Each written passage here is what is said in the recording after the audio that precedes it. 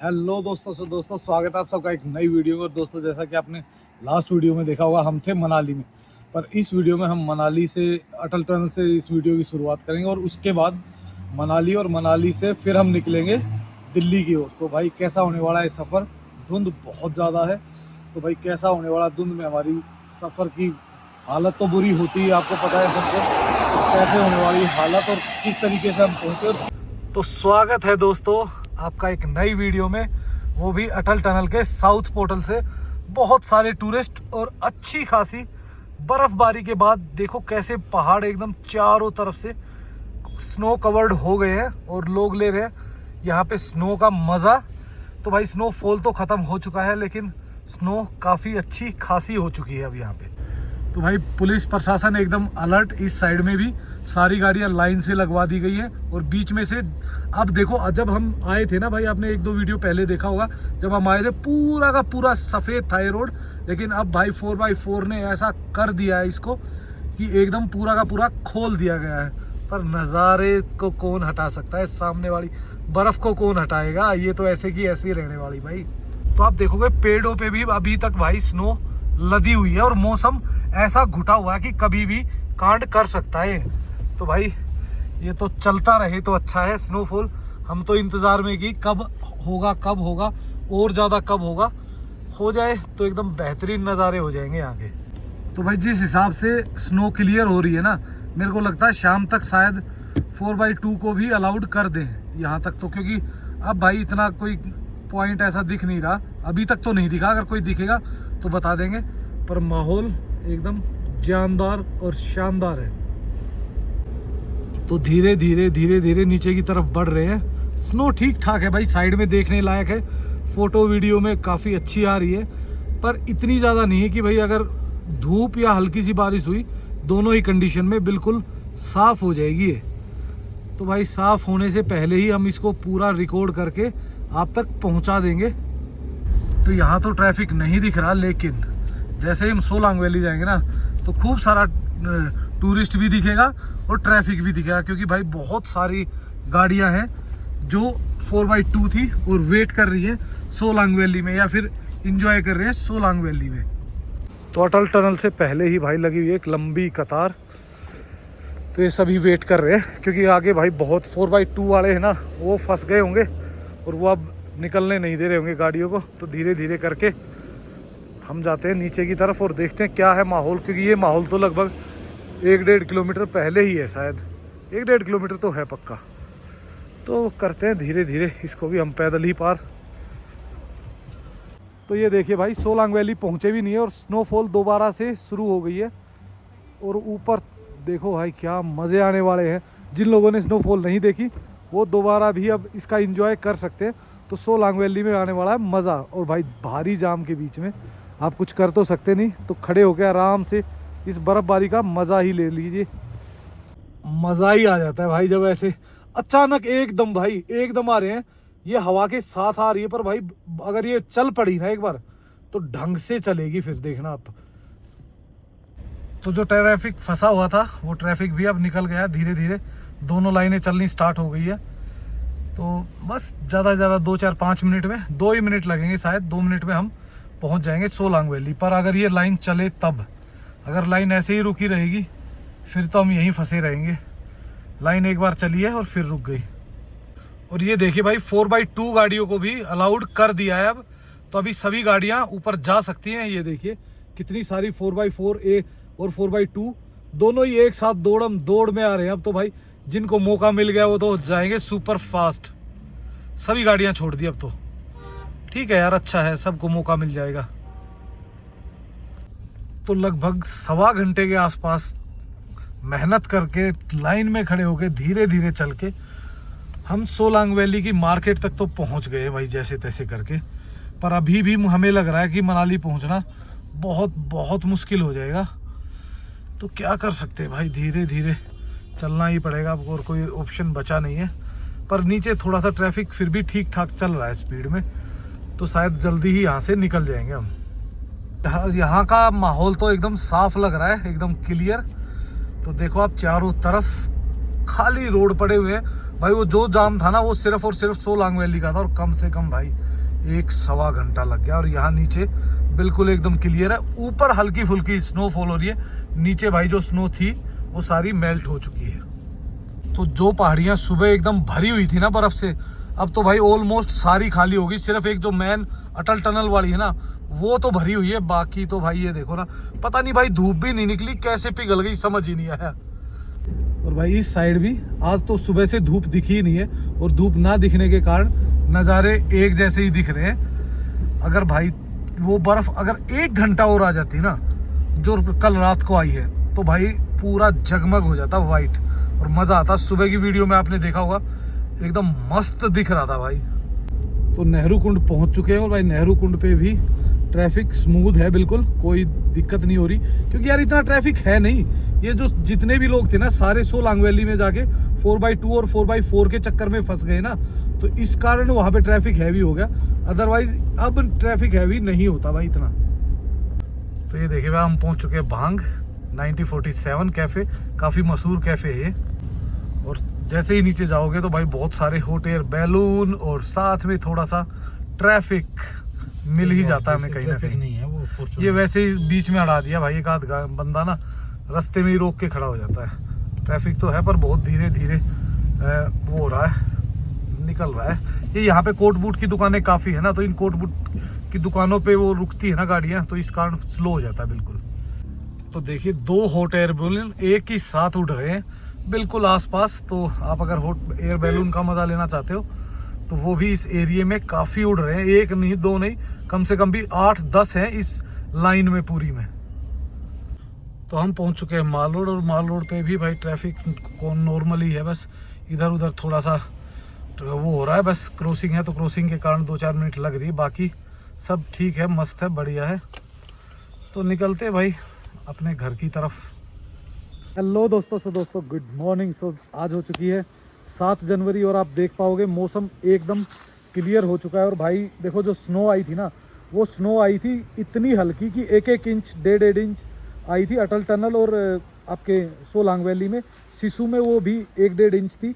कोकसर में थोड़ी सी ज़्यादा थी, तो कोकसर में अभी 1-2 दिन के लिए स्नो बच पाएगी। हमटा पास पे भी थोड़ी स्नो है, नहीं तो भाई फ़िलहाल है ना, अगर आप देखो कि फ्रेश स्नो तो आपको कहीं देखने को नहीं मिलेगी, क्योंकि 1 दिन की ही धूप में बिल्कुल क्लियर हो जाती। कल भी मौसम ऐसा नहीं था, सिर्फ कुछ जगह पे हुई थी हल्की फुल्की बर्फ़बारी, लेकिन वो बहुत हल्की थी, तो वो जैसे ही धूप निकलती है वो एकदम ख़त्म हो जाती है। तो जो लोग अभी बर्फ़ देखने के लिए आ रहे हैं, तो भाई अगले 1 हफ्ता 10 दिन तक कोई भी वेदर फोरकास्ट स्नो की नहीं है।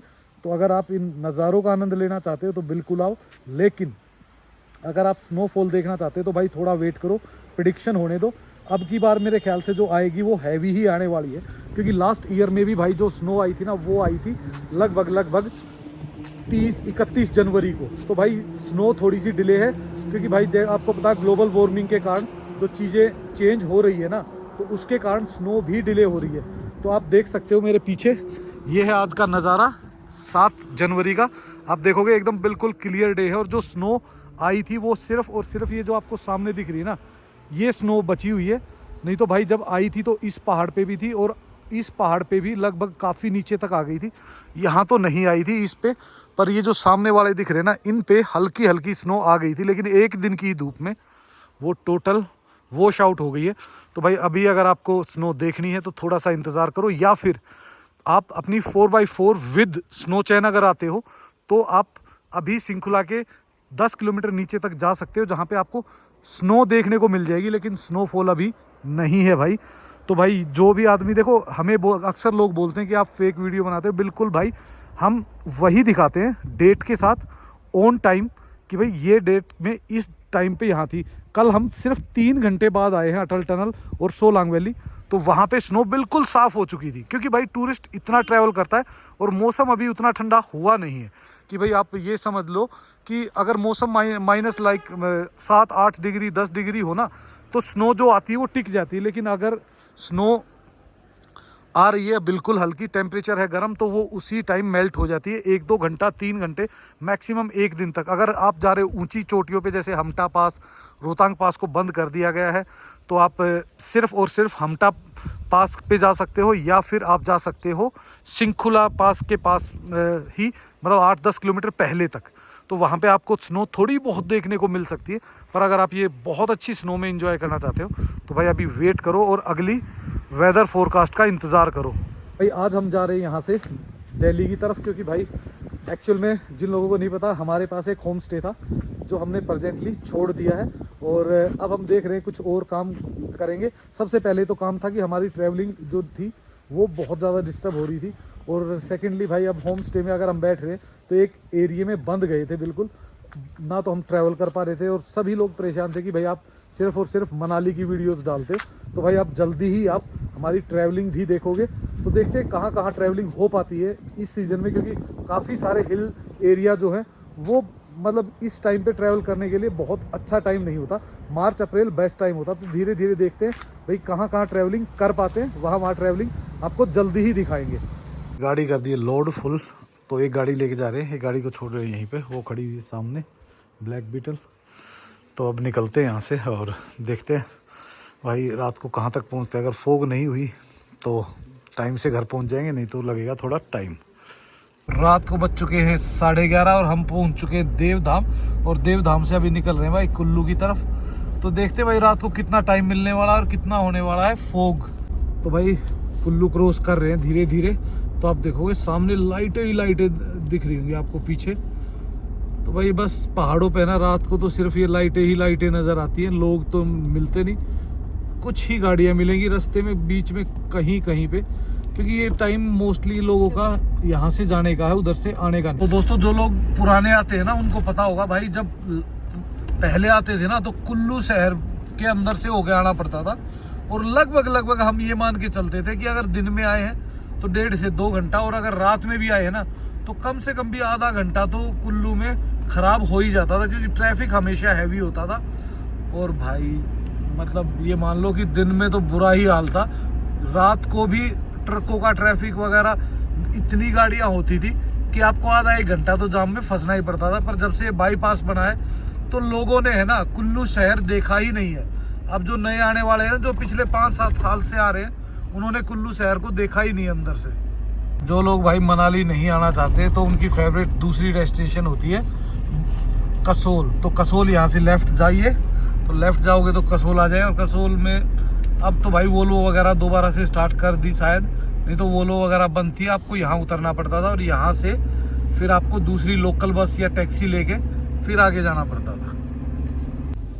तो देखिए भाई सामने पूरा नगवाई का एरिया आ गया, और अगर इधर देखोगे तो पूरा भुंतर का। तो इस पहाड़ पे तो अगर जितनी दूर तक आपकी नज़र जाएगी ना तो लाइटें ही लाइटें दिखेगी। और भाई कुछ लाइटें तो मतलब एक आध लाइट है ना कम से कम भी 1.5 किलोमीटर 2 किलोमीटर की ऊंचाई पे जो दिखती है ना, वो तो अलग ही रहती है इस एरिया में। तो बहुत ही सुंदर। देखो दिन में अगर आप आते हो तो पहाड़ों का मज़ा लेते हो, लेकिन रात को जो लाइटिंग का है ना वो अलग ही मज़ा है। तो हम पहुंच चुके हैं ओट, और भाई ओट में मोस्टली जो लोग सांगड़, जीबी, तीर्थन जाते हैं तो उनका ड्रॉपिंग पॉइंट या पिकअप पॉइंट होता है। तो इसी के आसपास ही वो ड्रॉप करते हैं और यहीं से वो पिकअप करते हैं, और यहाँ से आ जाती है हमारी पुरानी ओट टनल। तो भाई जो यहाँ से लेफ्ट रास्ता जा रहा है, यही रास्ता जा रहा है सांगड़ की तरफ, जीबी, तीर्थन। पर इनकी जो बस स्टैंड है वो है पीछे तीर्थन में, तीर्थन कह रहा हूँ मैं, ओट में। तो ओट से आप बस ले सकते हो अगर आपको इन 3 जगहों पे जाना, क्योंकि यहाँ से दिल्ली से क्या किसी भी शहर से डायरेक्ट बस है ही नहीं तीर्थन के लिए, जीबी के लिए भी नहीं है, बंजार के लिए भी नहीं है। तो भाई यहाँ से हो जाती है नए वाली टनलें स्टार्ट। 2 टनलें और भी पीछे थी, पर उनके अंदर आपने देखा होगा लास्ट ईयर में जब बाढ़ आई तो पानी भर गया था, और उसके बाद उनके गेट्स हो गए थे बंद। तो उनके गेट अभी तक खुल ही नहीं पाए भाई गवर्नमेंट से। तो फिलहाल यहाँ से पहली टनल मान सकते हैं हम जो अभी एक्टिव है, वर्किंग कंडीशन में। तो हम पहुँच चुके हैं भाई मंडी वाली टनल पे। तो मंडी की टनल को क्रॉस करें। आजकल क्या कि जितनी भी टनलें हैं ना उनका एक प्लस पॉइंट दे दिया गया, क्योंकि जितनी भी है ना सारी बाईपास से निकाल देती है। ये तो मंडी के बाईपास को निकाल दिया गया है। तो भाई मंडी हो, सुंदरनगर हो, कुल्लू हो, सभी शहरों के बाईपास से निकल जाता है ये हाईवे। तो ये एक अच्छी चीज़ है ताकि दिन के टाइम में जो लोग ट्रैवल करते हैं ना, उनको इनका सामना नहीं करना पड़ता। भाई आज कुछ गड़बड़ हुई है, तो इस गड़बड़ के कारण इस टनल पे, मंडी वाली टनल पे लाइट नहीं है। नहीं तो ऑलमोस्ट सभी टनलों पे भाई लाइट जगमगाती है और इनके पास पावर बैकअप का भी अच्छा साधन होता है, पर आज नहीं है, तो कुछ ना कुछ गड़बड़ रही होगी। तो अब हम पहुंच गए मंडी को क्रॉस करके नहर चौक, और नहर चौक से फिर निकल जाएंगे हम सुंदरनगर बाईपास की तरफ। हैं सारे बाईपास ही। इस साइड में तो लाइट कुछ दिख रही है भाई, इस साइड में तो लाइट है भाई, तो सिर्फ इस टनल के अंदर की लाइट गायब है। ये देखिए सामने आपको लाइट जलती हुई दिख जाएगी। तो हम सुंदरनगर बाईपास पे पहुंच चुके हैं और भाई फॉग अभी तक तो कहीं भी नहीं मिली है।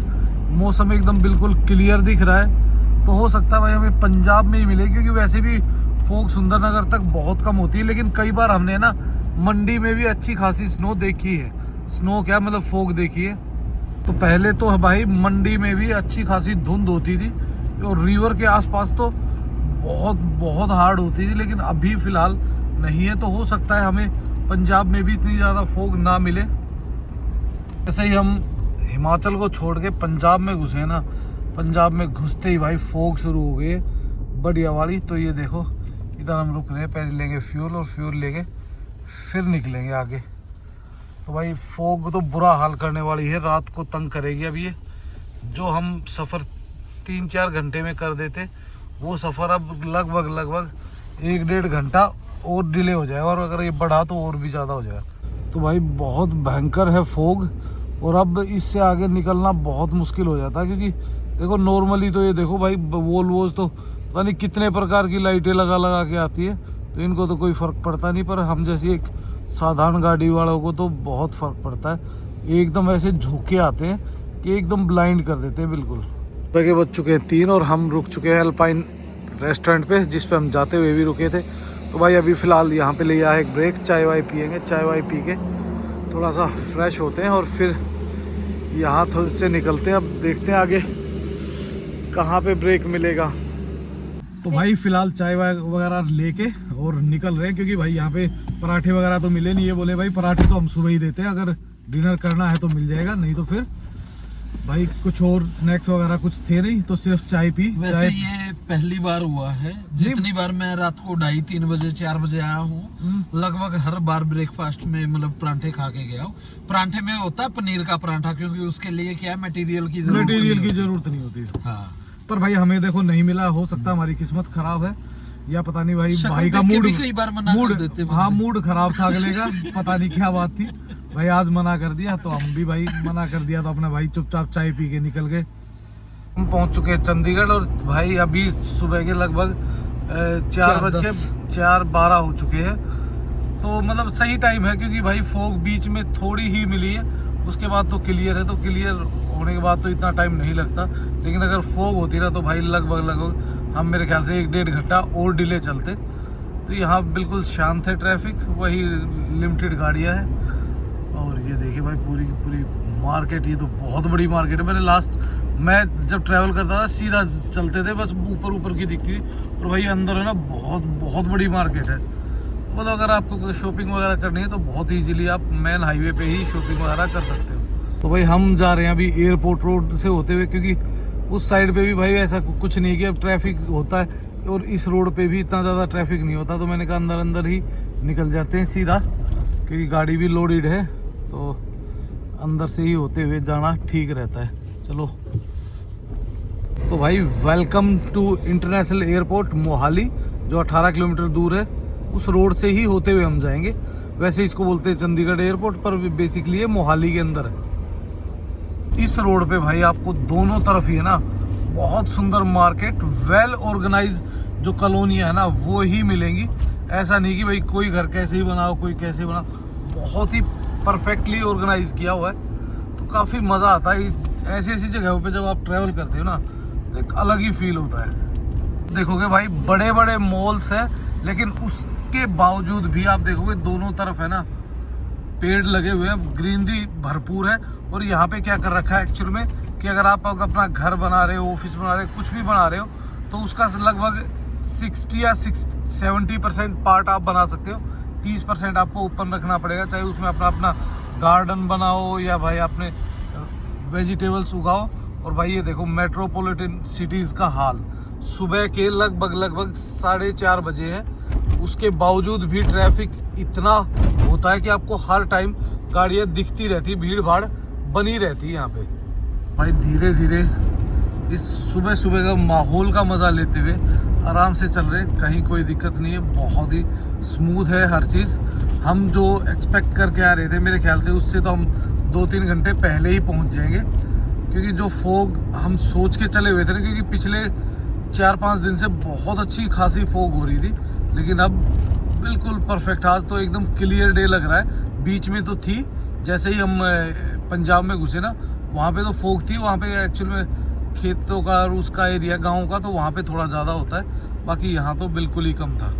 तो भाई चंडीगढ़ में है ना, आप हर तरीके की बिल्डिंग देख सकते हो, हाई स्केपर भी देख सकते हो, लो भी, और मोस्टली है ना यहाँ पे बहुत ज़्यादा हाई राइज बिल्डिंग नहीं है, मोस्टली है ना बहुत मतलब मान लो 15-20 माले तक ही है ज़्यादातर, मैंने जितनी देखी। नहीं तो लोग तकरीबन कोठी और उस टाइप में ही ज़्यादा मकान मैंने देखे रास्ते में तो। पर अब इस एरिया में आके काफ़ी सारी बिल्डिंगें दिखी एक साथ। अब देखो इस साइड में भी काफ़ी बनी हुई है और इस साइड में भी काफ़ी है सोसाइटीज़, तो ये तो सारी सोसाइटीज़ की बिल्डिंग है, काफ़ी अच्छी सोसाइटीज़ बनी हुई है इस एरिया में भी। सुबह के बज चुके हैं 7 और हम ऑलमोस्ट अपनी डेस्टिनेशन पर पहुंचने वाले हैं। और यहाँ से भाई मेरे को लेनी है ट्रेन, तो सफ़र तो मेरे लिए तो अभी बचा हुआ है, लगभग 4 घंटे और अभी जाना है यहाँ से। तो चलते हैं भाई, धीरे धीरे पहुँचते हैं और उसके बाद करते हैं फिर तैयारी जाने की। तो भाई हम आ चुके हैं स्टेशन पे और फिलहाल ये देखो मुकेश भाई ने उतार लिया एक बैग, हम तीनों भाइयों ने एक बैग अपना अपना बांट लिया है, जिसके हिस्से में जो आया भाई मेरे हिस्से में आ गया कंदेवाड़ा। पर भाई शाम का नज़ारा देखो क्या सुंदर है ना। देखो अपने गांव में अपने एरिया में आते हो ना, कुछ एक अलग वाइब्स तो लगती है यार, कुछ भी है। और फिलहाल तो यहाँ से अंदर जाएंगे, ट्रेन पकड़ेंगे और ट्रेन पकड़ के सीधा यहाँ से दिल्ली निकलने वाले। ये एक ऐसी वीडियो भाई जो मैं 3 दिन में पूरी कर रहा हूँ, 6 तारीख, 7 तारीख और आज 8 तारीख। हिमाचल छोड़ना था, इस कारण बैग भी काफ़ी हो गए और गाड़ी भी मैं वहीं छोड़ा है, और गाड़ी को भी ढंग से पार्क नहीं कर पाया, क्योंकि दिक्कत ये थी कि मेरी जो गाड़ी की चाबी थी वो मेरे बैग में थी और बैग हमने ऊपर बांध दिया था। तो मैंने कहा चलो छोड़ो, वहीं पे जहाँ पे है खड़ी रहने दो, इतनी तो कोई प्रॉब्लम नहीं आती। तो अब यहाँ से निकलते और देखते हैं क्या कुछ बेहतर होता है आज का। तो फिलहाल भाई स्टेशन पे कर रहे हैं वेट, देखते हैं कितना टाइम लगने वाला। वैसे तो ऑन टाइम बता रही है, पर फिर भी भाई कई बार टाइम लग ही जाता है, 2, 4, 5, 10 मिनट तो बहुत कॉमन है। तो भाई अपने इलाके की वाइब्स अलग ही होती हैं। ये देखो पूरा माहौल एकदम गांव की तरह, और स्टेशन भी खाली ही होते हैं, वो भीड़ भाड़ वो चिक पिक कहीं नहीं होती। ये स्टेशन जो बड़े स्टेशन है ना, उन पे ही थोड़ी सी परेशानी होती है, नहीं तो यहाँ तो देखो आप बिल्कुल खुला पड़ा हुआ, दूर दूर तक लोग तो खड़े मिलेंगे। पर ऐसा नहीं कि भाई गंदगी है या बहुत ज़्यादा वो खचपच नहीं है ना, तो मज़ा आता है। तो भाई रोहतास भाई आए हुए थे छोड़ने, और साथ में मुकेश भाई, ये दोनों भाई हैं। तो रोहतास भाई बड़े, तो इनको करते हैं बाय और निकलते हैं ऐसे। चलो भाई ओके, फिर मिलते हैं जल्दी। तो अपनी ट्रेन निकल चुकी है और लगभग 2.5-3 घंटे का सफ़र है, तो पूरा हो जाएगा। रास्ते में आपको दिखाते हैं कुछ खूबसूरत नज़ारे। तो ट्रेन निकल चुकी है भाई, खेतों में से होते हुए, ओए क्या मज़ा आता है ना भाई।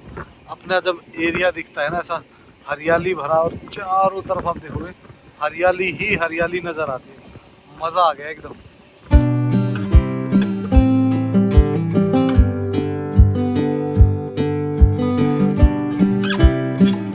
ये है भाई हरियाणा के मज़े, देखो आप दूर दूर तक आपको ग्रीनरी दिखेगी, या तो फोग दिख रही है या फिर ग्रीनरी। तो अगर भाई ये मज़ा लेना तो आपको हरियाणा, पंजाब, यूपी में तो आना ही पड़ेगा, अगर आप इस टाइप के बिल्कुल प्लेन खेतों का मज़ा लेना चाहते हो। और ये हर जगह आप देखो गेहूं ही बोया हुआ, अभी गेहूं और सरसों का टाइम है ये, तो काफ़ी मज़ा आने वाला है भाई। इस ट्रिप में भी 2-3 घंटे की है। और भाई हमने चुना है अपना साइड वाली बर्थ, क्योंकि इस साइड में बढ़िया मज़ा आता है, सिंगल आप बैठ सकते हो। उस साइड में एक साथ 6 लोग बैठते हैं, तो काफ़ी कंजेस्टेड होता है। यहाँ अगर 2 लोग आते भी हैं तो आमने सामने इजीली बैठ के एंजॉय कर सकते हैं। तो ये देखो कुछ इस टाइप की होती है सीट, और माहौल बिल्कुल मस्त, पूरा ही डिब्बा ही मोस्टली खाली है, बस चुनिंदा ही लोग हैं। और बाहर आप देख रहे हो, पता नहीं बीच बीच में रुक के चल रही है, तो थोड़ा सा टाइम तो लेगी, लगभग 9 बजे के आसपास हम दिल्ली पहुंचेंगे। तो तो आपको बीच में एक टावर सा दिख रहा होगा ना भाई, तो ये है एक्चुअल में भट्ठा। भट्ठा वो होता है जिसमें भाई ईंटें पकाई जाती है, जो घर बनाने के यूज़ आती है, ब्रिक्स बोलते हैं जिसको। तो उस टाइप के यहाँ पे काफ़ी भट्ठे वगैरह आपको देखने को मिलेंगे। तो हम पहुँच चुके हैं घासों पे, पर भाई ये यहाँ पे ट्रेन रुकी तो नहीं है, तो मेरे ख्याल से यहाँ स्टेशन नहीं है, सिर्फ ट्रेन हल्की सी स्पीड कम की है और फिर निकल गई है। शाम को 6 बज चुके हैं और अब धीरे धीरे भाई अंधेरा हो जाएगा। तो भाई बाहर तो कुछ दिखाई देगा नहीं, जो कुछ है भाई अंदर ही अंदर रहेगा। तो अपनी खिड़कियाँ भी बंद कर देंगे। अभी तो भाई बेशक ठंड लग रही है, पर देखने में काफ़ी मज़ा आ रहा है, क्योंकि इतना फील होता है ना यार गाँव वाला, वो हर चीज़ दिखाई देती है। भाई पता नहीं बार बार स्लो हो रही है, रुक तो रही नहीं, रुका तो एक भी स्टेशन नहीं है, पर स्लो होती जा रही है। और देखो आप लाइटें जलनी शुरू हो गई है अब तो भाई, गांव वगैरह जो दिख रहे हैं ना उसमें। तो भाई कभी अगर आपने इस जगह पे ट्रैवल किया होगा ना, हरियाणा पंजाब में, तो देखो इस टाइम सबसे बेस्ट होता है, क्योंकि हल्का हल्का कोहरा होता है और भाई दूर तक आपको ग्रीनरी दिखाई देगी। इधर देखो खेतों में पेड़ वगैरह बढ़िया परफेक्ट। और बीच में देखो ये जो पीले कलर का आ रहा है, ये है सरसों के खेत भाई। बीच में सरसों उगाई हुई है, नहीं तो तकरीबन ही गेहूं बोया हुआ है, क्योंकि गेहूं सबसे ज़्यादा होता है। और इधर भाई एक आ गया है मंदिर सुंदर सा, ये देखिए आगे दिखाई देगा आपको। यहाँ पे तो आप देखोगे हर गांव में बहुत ही अच्छा और सुंदर मंदिर आपको देखने को मिल जाएगा। गुरुद्वारा और मंदिर मिक्स होता है। नरवाना में तो दोनों चीज़ें थी, पर जैसे जैसे आप आगे बढ़ोगे तो मोस्टली मंदिर ही देखने को मिलेंगे आपको। तो भाई हम पहुँचे एक स्टेशन पे, देखते हैं कौन सा स्टेशन है ये। इस पे तो रुक रही है मेरे ख्याल से, अब देखते हैं कितनी देर रुकेगी यहाँ पे। ये तो भाई ओए होए गिरा भाई बंदा अभी अभी, पर ये भी भाई चलती चलती सी स्लो हुई है, अभी रुकी तो नहीं है। हो सकता है स्टेशन ही आगे हो अपना कहीं। तो अभी देखते हैं कहाँ है। हाँ रुक तो गई, पर स्टेशन का नाम नहीं दिखा अभी तक भाई। तो भाई जो ये स्टेशन था, ये था जींद स्टेशन। ये देखिए सामने आ गया जींद जंक्शन। तो इससे निकल चुके हैं और 2 स्टेशन और बच चुके हैं हमारे। अंधेरा हो चुका है बाहर बिल्कुल, तो आपको बहुत कुछ दिखाई देगा नहीं, सिर्फ ट्रेन ही ट्रेन दिखाई दे रही दूर तक। तो भाई जैसे ही स्टेशन आता है तो ये बदल जाते हैं भाई जितने भी हमारे को पैसेंजर हैं। और देखो आप बाहर का माहौल, जैसे स्टेशन आता है तो लाइट दिखती है, जैसे ही स्टेशन जाता है फिर तो भाई अंधेरा हो जाता है। तो इसको बंद कर लेते हैं। तो अभी हम शायद रोहतक हैं और रोहतक से क्लोज कर रहे हैं। तो हम पहुंच चुके हैं सकूर बस्ती। तो ऑलरेडी दिल्ली में पहुंच चुके हैं और जल्दी ही हम अपने स्टेशन पे पहुंच जाएंगे। वैसे तो 20 मिनट डिले दिखा रही थी, लेकिन पहुंचते ऑन टाइम पहुंच ही जाएगी। और लगभग हमारे कोचेस भी पूरे खाली हो चुके हैं, सिर्फ हम ही बैठे हुए। तो जल्दी ही हम भी, लास्ट स्टेशन है क्योंकि इससे आगे दिल्ली कैंट पे ट्रेन ख़त्म हो जाती है। और दिल्ली कैंट, ये बठिंडा से दिल्ली कैंट तक ही होती है। तो हमारी अब की बार तो प्लेटफॉर्म भी दूसरी साइड में है। तो भाई पहले अपने चार्जिंग के पोर्ट्स वगैरह लगाए हुए, इनको निकाल के और आराम से रेडी हो जाते हैं, क्योंकि अगले 10 से 15 मिनट के आसपास में ये हमें हमारे स्टेशन पे ड्रॉप कर देगी। तो दोस्तों फाइनली पहुंच चुके हैं अपने स्टेशन। उतरते हैं फटाफट, खाली हो जाएगी यहाँ तो बिल्कुल, क्योंकि लास्ट स्टैंड है। तो भाई यहाँ पे है ना सबसे बड़ी दिक्कत ये है कि सीढ़ियाँ बहुत चढ़नी पड़ती है और भाई लगेज है थोड़ा सा हैवी। तो भाई आप ढूंढते हैं एग्ज़िट कहाँ पे, एग्ज़िट करते हैं और फिर दिखाते हैं आपको क्या कैसे जाया जाएगा। वैसे तो मैं टैक्सी बुला लूँगा, तो टैक्सी से इजीली निकल जाएंगे यहाँ से। कुछ ज़्यादा ही लंबा हो गया भाई स्टेशन, तो पैदल चल के पका दिया इन्होंने। तो भाई फ़िलहाल गाड़ी मिल चुकी है और हम निकल चुके हैं जगदीश भाई के साथ। जगदीश भाई आए पिक करने के लिए। तो अभी देखते हैं, जर्नी तो कुछ ज़्यादा नहीं है मेरे ख्याल से, हार्डली होगी 25-30 आधा ही घंटा के आसपास मानो। नॉर्मली मैं नई दिल्ली पे उतरता था, पर अब की बार है ना जो ट्रेन थी वही दिल्ली कैंट की मिल गई। तो मैंने कहा दिल्ली कैंट की ले लेते हैं, क्योंकि दिल्ली कैंट के आसपास ही है मेरा घर भी। लगभग मतलब किलोमीटर नापोगे तो 10-12-15 किलोमीटर होगा। लेकिन भाई ट्रैफिक दिल्ली में होता है, रात को 10 बजे भी होता है। तो धीरे धीरे निकलते हैं और पहुँचते हैं घर पे। सो दोस्तों ट्रैफिक से लड़ते हुए हम पहुंच गए हैं घर के पास में। तो जल्दी ही आपको मिलते हैं एक नई वीडियो में। सो इस वीडियो कर देते हैं यहीं पे एंड। बट भाई प्लीज़ लाइक एंड सब्सक्राइब करना मत भूलना और कमेंट्स करना, तभी हम आपके लिए अच्छी अच्छी वीडियोस ला पाएंगे। और हम कोशिश कर रहे हैं कि बाहर अलग स्टेट में भी ट्रैवल करें तो वो सब कुछ दिखा पाएँ। तो इसलिए आपके सपोर्ट की बहुत ज़रूरत है। Okay bye bye and take care.